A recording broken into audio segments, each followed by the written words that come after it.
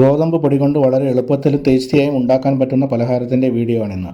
1 cup ഗോതമ്പ് പൊടിയിലേക്ക് കുറച്ച് ഉപ്പും കുറച്ച് മല്ലിയില നുറുക്കിയതും ആവശ്യത്തിന് വെള്ളവും ഒഴിച്ച് ദോശമാവിൻ്റെ പരുവത്തിൽ കലക്കി വെക്കാം.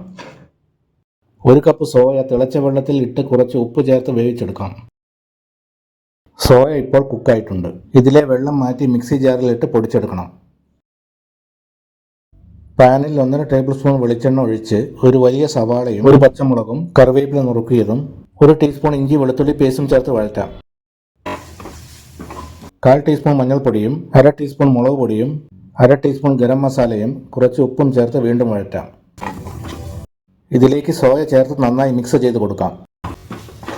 പാനിൽ ഒരു തവി മാവ് ഒഴിച്ച് കട്ടി കുറച്ച് പരത്താം. ഒരു വശം കുക്കായാൽ മറിച്ചിട്ട് കുറച്ച് മസാല മുകളിൽ വെക്കാം. ഒരു വശം മടക്കി വക്കുകളൊന്ന് പ്രസ് ചെയ്ത് കൊടുക്കാം. കുറച്ച് വെളിച്ചെണ്ണ ഒഴിച്ച് 2 വശവും നന്നായി മൊരിയിച്ചെടുക്കാം. നിങ്ങൾ തീർച്ചയായും ട്രൈ ചെയ്ത് നോക്കണം.